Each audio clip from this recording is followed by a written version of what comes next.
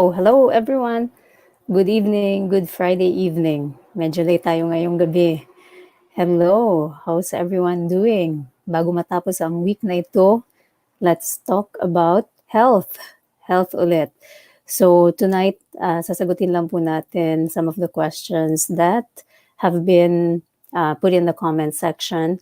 I'm gonna pull up and please kung meron po kayong mga tanong, again, please put them in the comment section below and our team will have a look and they will pull them up para sa susunod po nating broadcast.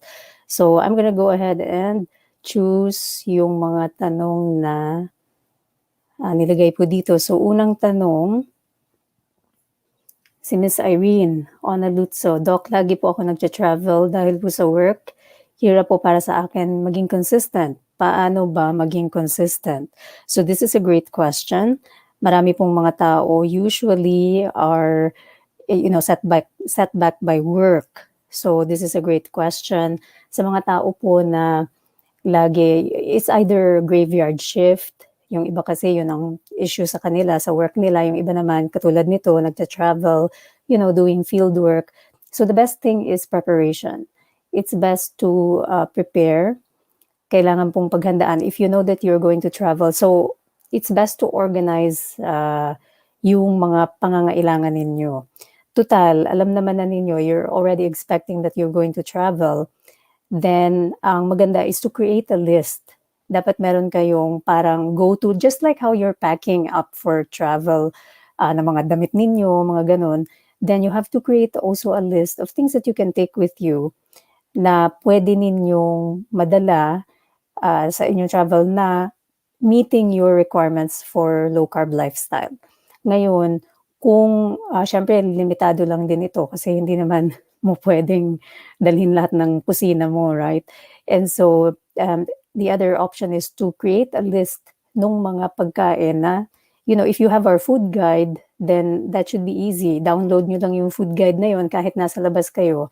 Pag kayo order, for example, ng pagkain, bibili ng pagkain, then just have a look at what's on the guide and that will help you a lot already. So for example, nasa isa kang lugar and syempre meron namang mga for sale dyan na mga karne or fish or whatever your preference is.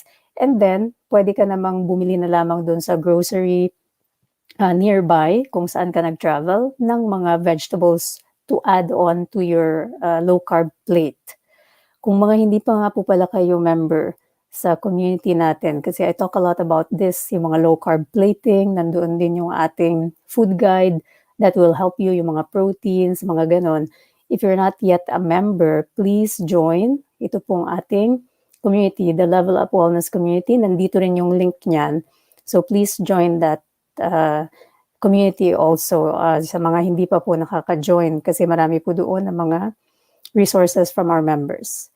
So yun yung una nating tanong. Now, moving on to the next question. So again, dito sa question na ito, preparation is the key.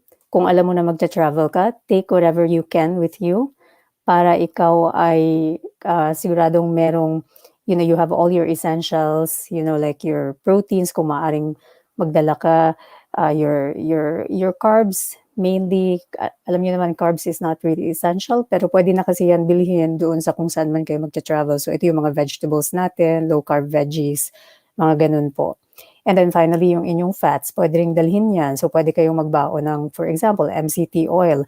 Again, going by our food guide, madali na pong madala. Like for example, ito, if you want to bring some fat with you in the form of MCT oil, avocado oil, olive oil, some nuts. So, nandyan lang po lahat yan sa ating food guide. So, bring what you can with you and the rest you can buy outside, but go by the food guide para kayo low carb pa rin. So, that is the technique pag nagta-travel. It also happens to me and usually because we go camping. So, ngayon hindi naman tayo nakakapag-travel because of the quarantine, but when we go camping, yun po ang ginagawa namin. Like when I go out with Inday G, lagi kami may mga baon ng mga essentials. Yung mga, ganun po, mga oils, mga ganyan. So, yan po yung una nating tanong. Now, moving on to the next question. Ito naman. Doc, nag-LC na ako. Nag-okay na yung sugar and uric ko. Now I'm starting IF. So 5 p.m. daw siya nagpa-fasting hanggang 12. So this is putting Miss Rochelle into a 19-hour fast. Ano po? So from 5 to 12, siya ay 19 hours. Question po, makakatulong ba ang IF plus low carb plus 30 minutes cardio sa pagbaba naman ng cholesterol? So that's a great question. So kung naaalala po ninyo ito, let me find that. I'm going to find yung graph na yun. Ipakita ko na ito sa inyo dati. So if you remember this graph, ito po yung mga sa pula, itong sa taas na portion, the red portion here. It's showing you all the things that can increase your insulin. Remember, insulin is your fat storage hormone. Yan ang nakakapagpataba. Pag tumaba ka, yan ang nakakapag-cause ng mga mataas na cholesterol, mataas na pressure, mataas na sugar.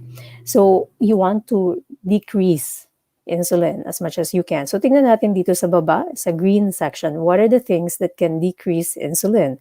Dahil pag binawasan mo ang insulin stimulation, then lahat ng kanyang mga effects like yung pagkakaroon ng mataas na cholesterol, yung pagkakaroon ng mataas na pressure, mataas na sugar, ay bababa rin. Kasi lahat yan tied in with the insulin. So the things that will decrease your insulin production are, so low carbohydrate diet, so which is what was mentioned here by Ms. Rochelle. So low carbohydrate diet, intermittent fasting, and exercise. So dito nakalagay high intensity exercise, but any form of movement, if you do it regularly on top of low carb and intermittent fasting, will surely help decrease yung pong inyong insulin production and consequently, yung mga effects ng high insulin state. And ito na nga yung mga metabolic syndrome na nakikita natin sa lipunan natin ngayon. Ito yung mga high blood pressure, itong high cholesterol, diabetes. So, it's all tied in with the insulin.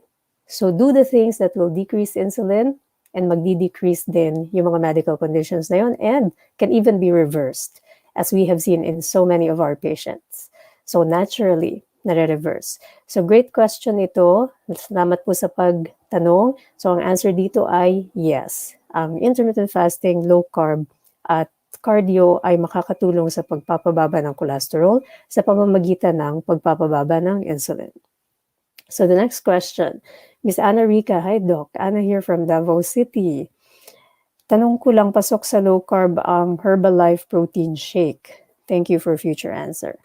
So again, another great question. Ang dami pong nagtatanong about protein shakes.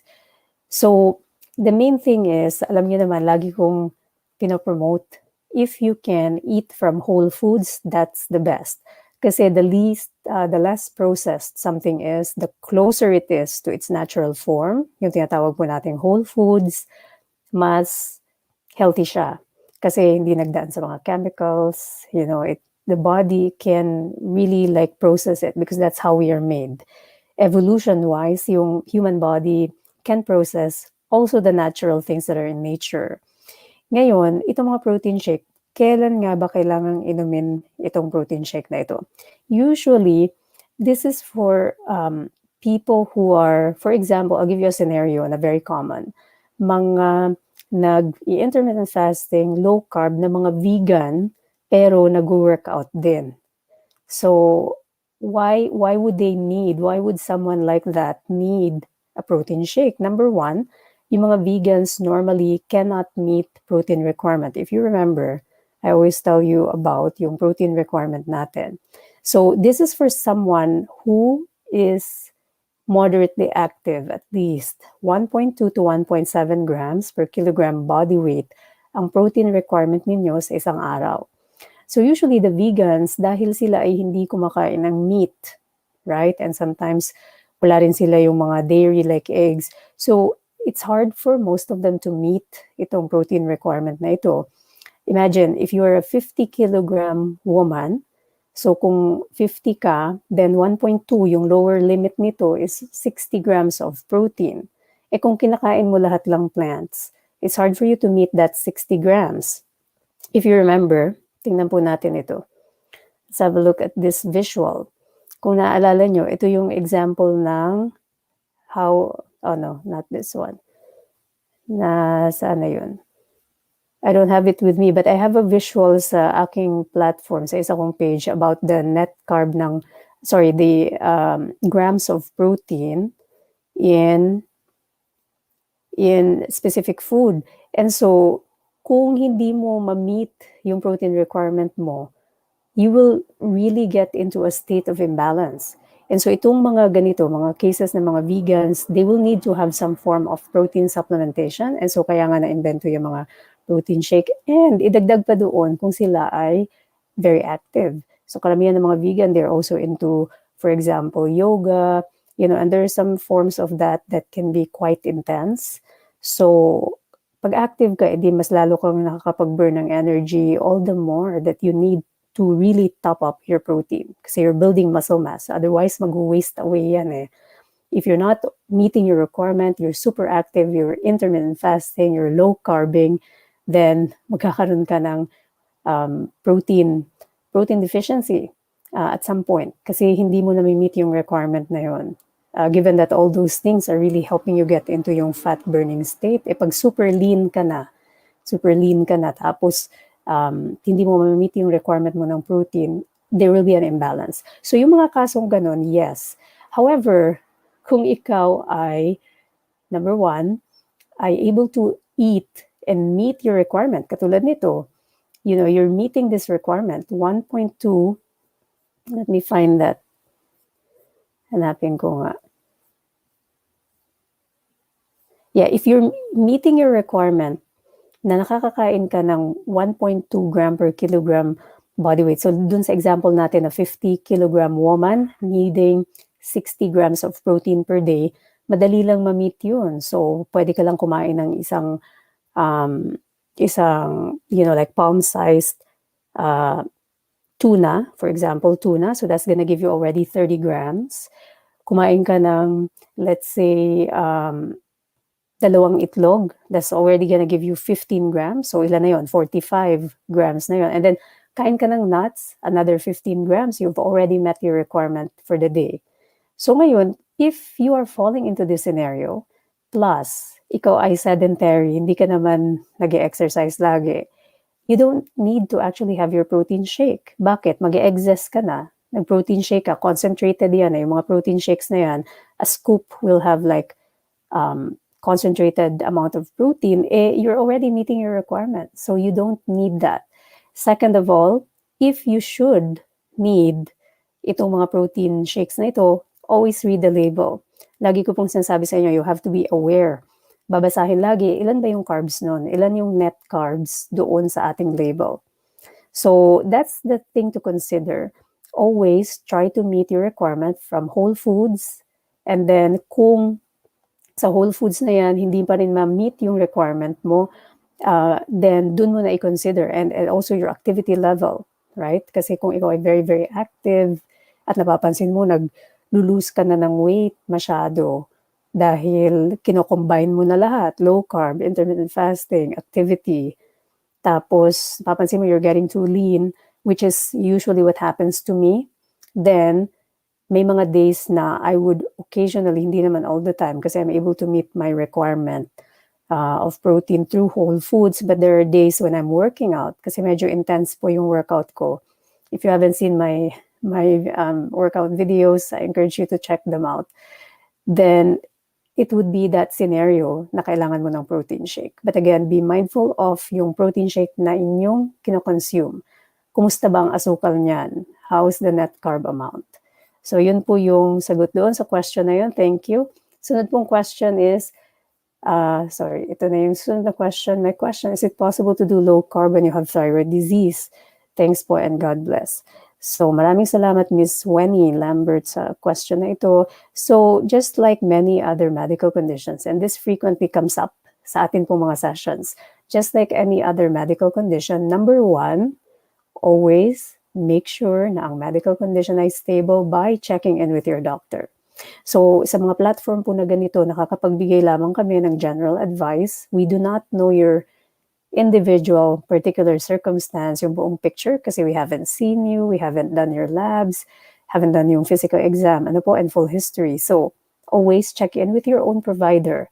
Make sure stable na lahat, nakapag-lab na kayo, na-check na nila kayo, na physical exam na kayo. Ngayon, kung stable naman, then let them know as well that you're planning to do intermittent fasting, for example, dahil there are certain conditions that you need to adjust yung timing ng medication. Fortunately, for people with thyroid, hindi naman kailangan to take the medication with food. So you can take your medication doon sa non-fasting time ninyo. So, but again, always, dito po, lagi nyo nakikita mga disclaimer, you have to make sure that your medical condition is stable and you've checked in with your doctor. So thank you for that question. Susunod po, so yung hindi po masasagot yung tanong ngayon, just put in a question here and hopefully next time yung mga question nyo naman ang masagot.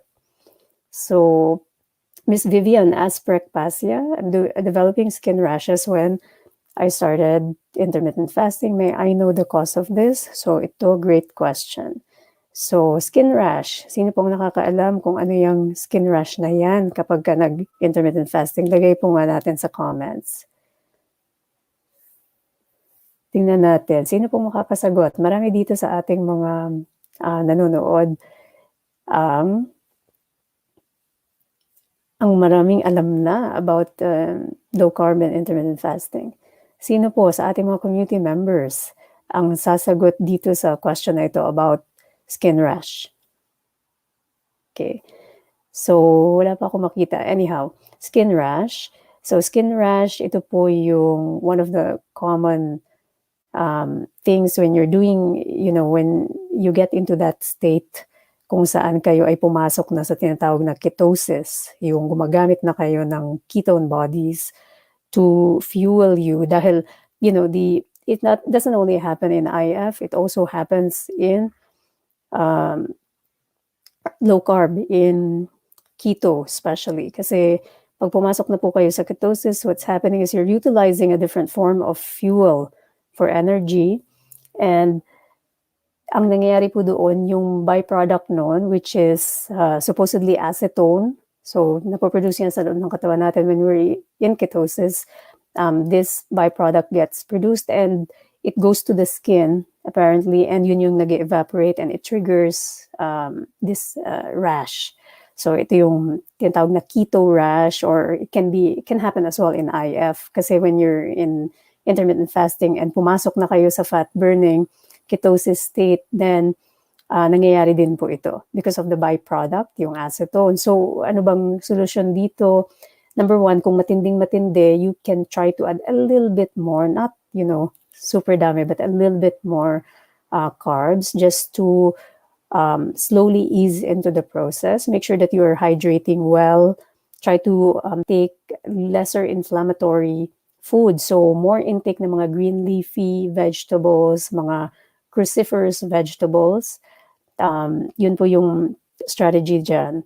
So again, ease back. So medyo magdagdag ng konti ng carbs, but yung still low net carb vegetables. Pero kung intermittent fasting naman, pwedeng i-cut down yung duration ng fast para, again, to ease slowly. And then parang babalik yung slowly easing into it ulit para ma-lessen.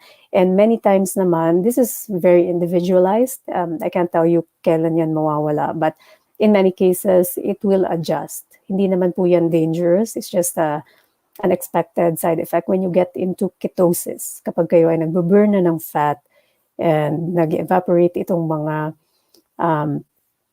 acetone na byproduct ng ketosis state. Now, susunod na question here. Si Ms. Cruz Erda, tanong lang po, hindi po ba makaka-break ng fasting pag inom ng grated turmeric? Uminom kasi ako habang naka-fasting with warm water and lemon, grated turmeric. So it shouldn't be a problem. Turmeric, how much grated turmeric can you drink? Even if you ingest a little bit of it, low net carb pa rin naman yan. And all the more kung grated lang naman yan, it's likely not gonna be more than a tablespoonful. So it should be fine. It should be okay. And finally, last question before I pull something from yung audience natin. how much veggies do we need to eat? Do we need to limit the consumption? So great question, Miss Shell.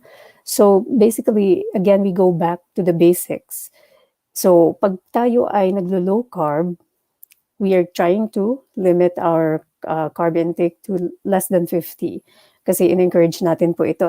So ketogenic, less than 20 grams, moderate, 20 to 50. So hanggang dito po ang ating in-encourage. So 20 to 50 grams per day. And again, this is very much dependent on your particular goal. Bakit kayo maglo-low carb? Bakit kayo mag-intermittent fasting? And your stage of the journey. So kung ketogenic, di syempre less ang kanyang limit. So 20 grams. Kung moderate, mas marami-rami. So ngayon, kung na-decide na po ninyo na okay, sa particular case ko, magmo-moderate lamang ako, then that'll give you the picture of how much you will need to eat.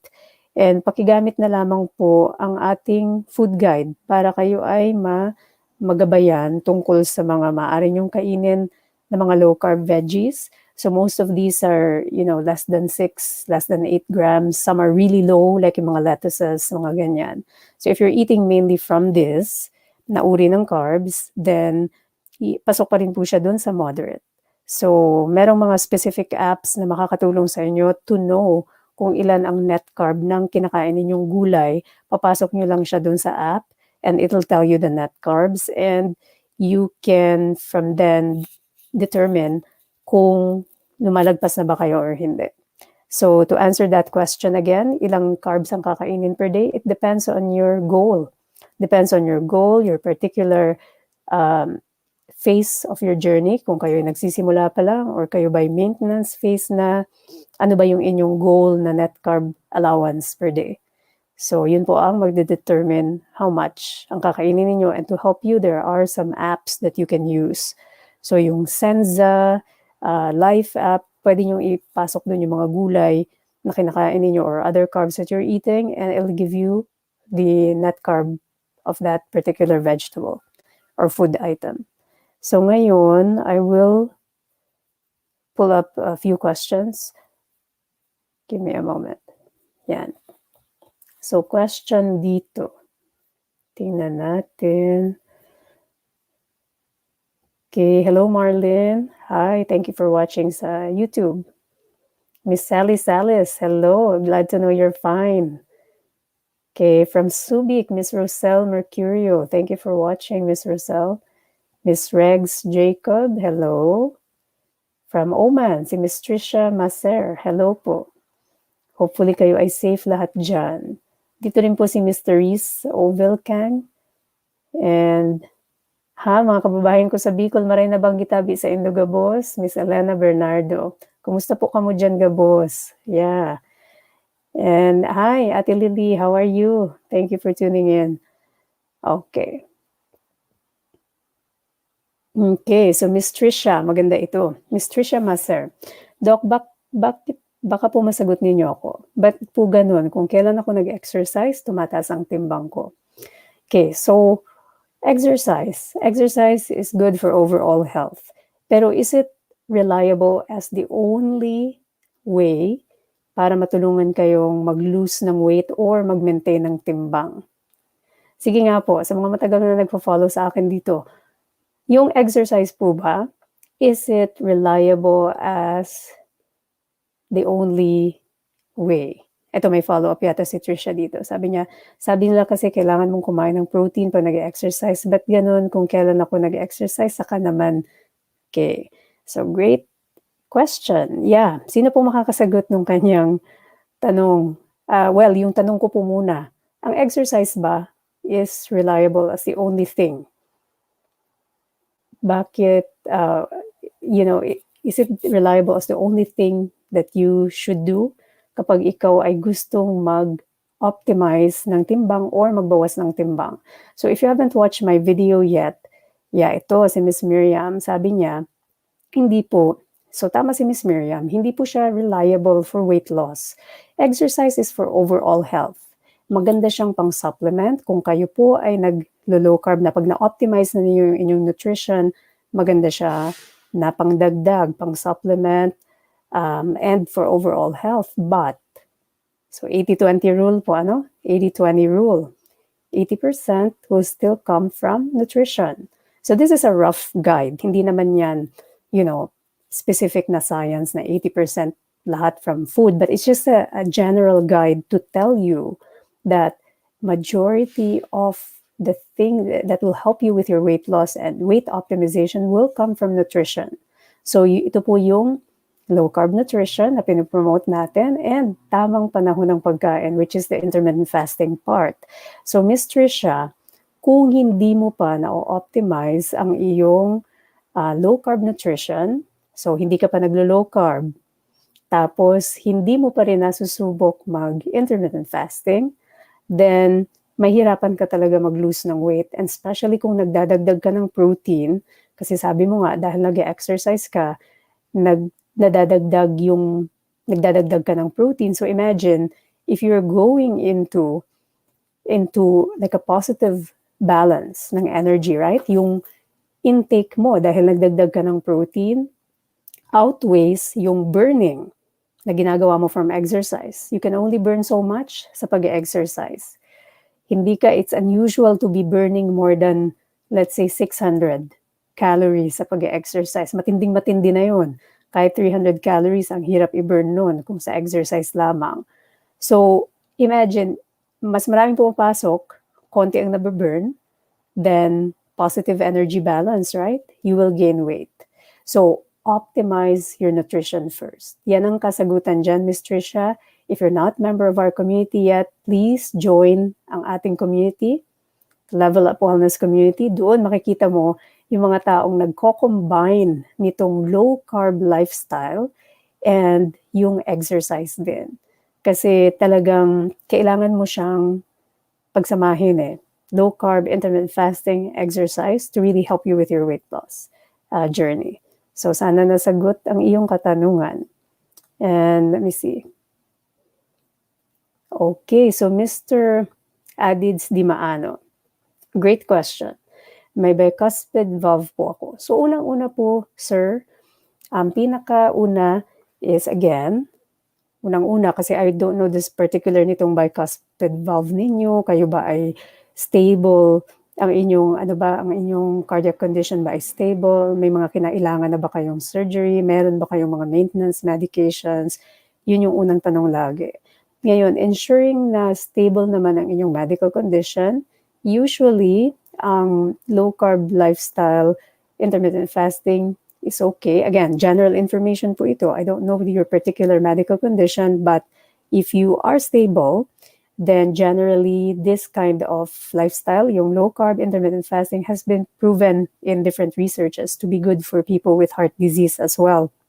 Ngayon, kung ano lang naman ito, kasi hindi naman lahat ng mga may valve disease have, heart failure, or hindi naman sila lahat talaga may, may sakit na other than for having that valve abnormality.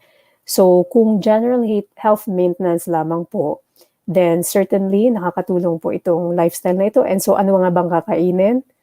Again, go back to the food guide. Join po kayo sa community namin, sir. Nandoon po yung food guide.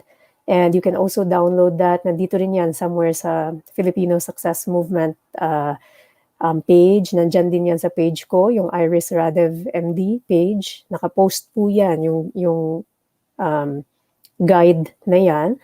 And nakalista doon sa guide ang iba't ibang mga pagkain na pwede nating kainin to keep us low carb. And nang sa ganun po, kapag tayo ay low carb at optimized po ang ating nutrition, ang mangyayari po ay mas-stabilize ang ating mga medical condition.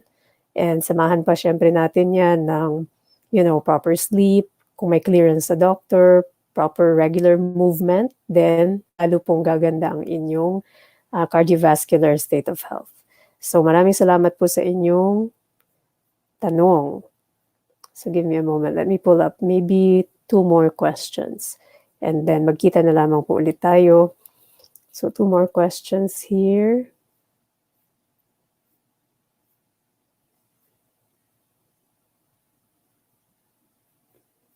Oh, hello sa mga local Local viewers from Nanaimo, same time frame. Ang aga niyo po gumagising, ha, Miss Jasmine? That's great. Kasi dito po sa amin ay 6 a.m. pa lang. Okay, so good evening din, Miss Tess from Iloilo. Hello.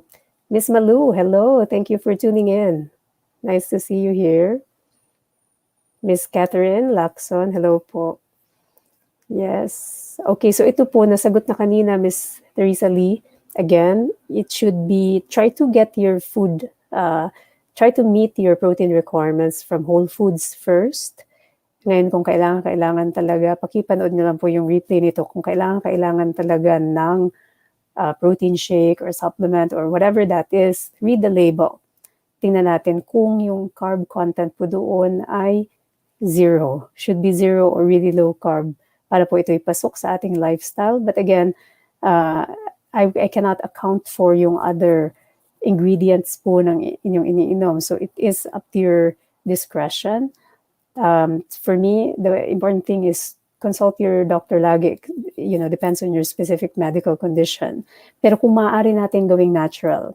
Kasi here's the truth po, kung maaari natin gawing natural without taking any form of supplementation except yung mga essential lamang. So ano nga ba yung mga essential? These are things like, for example, electrolytes, yung sodium, potassium, magnesium. But again, these are usually supplemented from a balanced, nutrient-dense diet. Ngayon, kinakailangan lamang itong mga supplement na ito kung tayo'y mag-extended fasting. Extended fasting is usually, I would say, anything that's more than abot ng mga 72 hours, ganyan. 48, 72 hours, then you start thinking about supplementation. Pero yung mga nag-intermittent fasting lamang po, na umaabot lamang ng mga 18 hours, 24 hours in a day, hindi naman kailangan ng supplementation kasi as long as you're eating your nutrient dense, kaya nga lagi ko pong emphasis, nutrient dense. Hindi pwedeng ang kinakain ay isang dahon lamang ng lettuce. Hindi po ganon. Nutrient dense, nandun yung fat, protein, and some phytonutrient full na mga low-carb veggies, then you should be able to meet your requirements. Hindi kailangan ng supplement. So, try to get it from whole foods na hindi masyado nagdaan ng proseso or totally unprocessed. And if you get it from that source, then mas mainam po yun. Kesa tayo, kasi sa kultura natin, ang napapansin ko lang, and this is the reason why napakarami pong mga nag-o-offer ng mga produkto na, ito inumin mo, kumbaga parang pag ininom mo na yun, okay na yung health mo. But it's actually simpler, much more simpler and more natural than that. Kumain lamang po ng tama. Lahat ng kailangan natin ay nasa mga healthy food na po na nakalista sa ating food guide. And you won't need to supplement more than what's on the food guide unless lamang na kayo mag-extended fasting. Ito nga yung mga 72 hours fasting and more. Kasi may mga gumagawa po noon. I don't recommend kung walang gabay ng doctor po. Kasi 72 hours, you get into possibly mga side effects na hindi po maganda, unhealthy kung hindi kayo magagabayan ng tama. So again, supplementation, try not to take any supplements. Get it from your diet. Kunin po natin sa natural na pamamaraan sa pagkain ng masustansyang pagkain. So yun lamang po, and yeah, one more comment siguro or one more question here. Okay, salamat po sa mga friends natin sa KSA. And sino pa po ang may tanong? Friends din po natin from Israel. Hello, Miss Lourdes. Kumusta po kayo dyan? And si Miss Evelyn din from Ireland. Thank you for watching. Yeah. Si Mr. June, sa psychological, may alam po kayo. Sir, salamat po sa inyong tanong. Napanood niyo na po ba, sir, yung aking video about ugali? Kung hindi pa po ninyo napapanood, hanapin niyo po sa YouTube. Meron po akong video about ugali. It's a good starting point. Sa mga hindi pa nakakapanood ng video na yon, it's a good starting point to really understand yung psyche nating mga tao. Why we behave the way we do. Marami po akong videos, nasa YouTube po sir. Pakihanap po, Filipino Success Movement, yung mga Tagalog videos. And doon po, I talk about social media and mental health, discrimination. Meron din tayo mga videos about, yun nga po, mental wellness, mindset. Nandun po lahat sir, panoorin na lang po doon. Thank you for asking. Si Miss Cherry from Singapore, hello po. Kumusta mga friends natin sa Singapore? Okay, and Miss Josie from Tayabas, Quezon, napakagandang lugar. Okay, one last question. Ito, Miss Vivian Queen from YouTube. Thank you for watching. I'm seeing rashes on my upper legs when I started doing fasting. Okay. So ito, nasagot na natin to kanina, but I'm gonna answer again, Miss Vivian, because maybe you're just catching this now. Ito po ay expected side effect. Hindi naman lahat nagkakaroon nito, but this is something you commonly see as you transition into fat burning. Kapag tayo'y pumasok na, so syempre kapag tayo kumakain ng less carbs, so hindi na available lagi yung glucose, which is the breakdown product ng carbs po, ano? So ngayon, at some point, madideplete yon. Kahit yung mga glucose stores natin sa liver, nadideplete yan, bumababa, bumabagsak. So ngayon, saan kukuha ng fuel pag wala ng glucose dahil nag-low carb? Kukuha ngayon sa taba.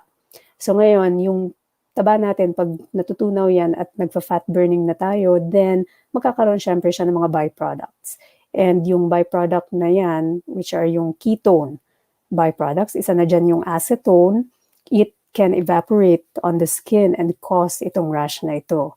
So anong solusyon? Hydrate well, perhaps ease back ng iyong pag-intermittent fasting or pag low carb mo, medyo magdagdag ng konting carb, pero yung uri ng carb pong idadagdag ay yung low carb veggies pa rin kung maaari. Magdagdag lang tayo ng amount para hindi naman tayo super low carb na keto range para mabawasan ng konti yung rashes. Normally, these are, they resolve on their own, and important din to take less amount of inflammatory food, focus more on green leafy vegetables, mga cruciferous vegetables po, yung mga broccoli, mga ganun po, kale, cabbages, mga ganon, and all the green leafy, mga lettuces, mga ganyan, spinach. And yun lang po ang ano doon. I'll make a video about this. Yeah. So Mika, tumataba rin ako kahit konti lang kinakain ko. So it's always a question, Miss Mika, of are you eating the right food? It's not about the quantity. It's about the quality. What is the impact of that food sa iyong insulin? Right? Kasi if you're eating food that stimulate insulin a lot, kahit konting-konti lang yan. If you remember, guys, I'm gonna pull this up, okay?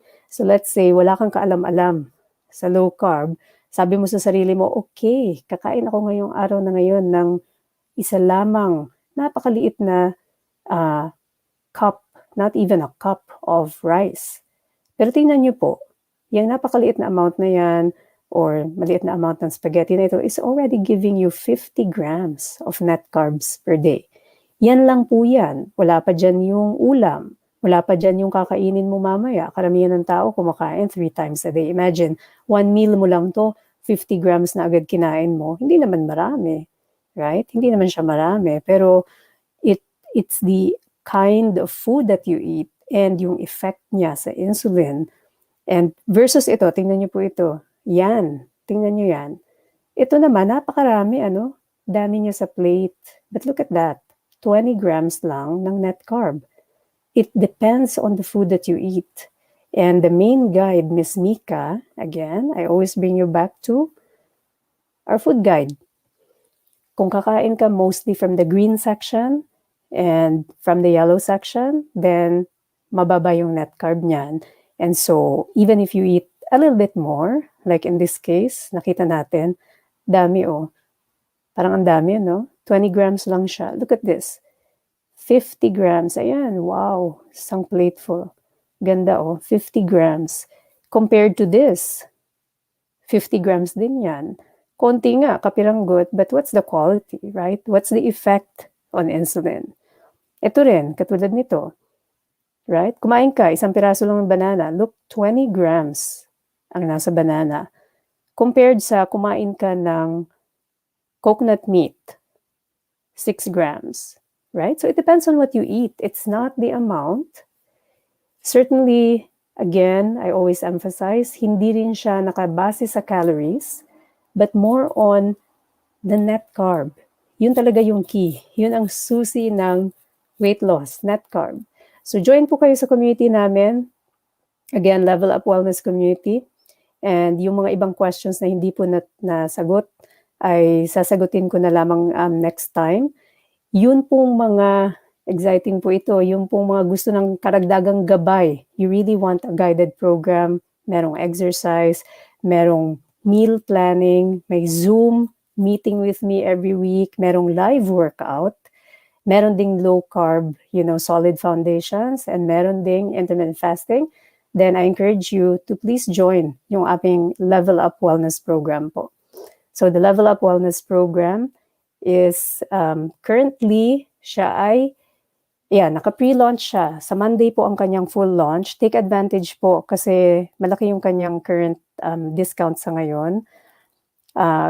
Siya ay currently naka 30% discount. So, please click the link na lang po ninyo kung kayo'y interesado. Gusto nyo talaga ng karagdagang gabay, then this is the program for you kasi sobrang complete po yung program na yan. Nandiyan na po lahat. Lahat ng mga, tungkol sa fasting, the science behind it, very detailed explanations. Nandiyan din yung mga meal planning, nandiyan may mga recipes dyan, nandiyan yung live workouts ko.